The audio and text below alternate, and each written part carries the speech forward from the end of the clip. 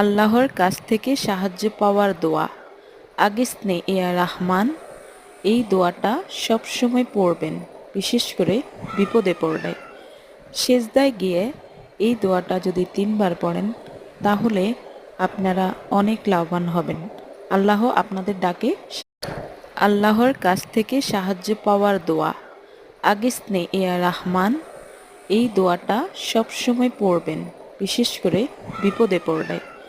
সেজদায় গিয়ে এই দোয়াটা যদি 3 বার পড়েন তাহলে আপনারা অনেক লাভবান হবেন। আল্লাহ আপনাদের ডাকে। আল্লাহর কাছ থেকে সাহায্য পাওয়ার দোয়া।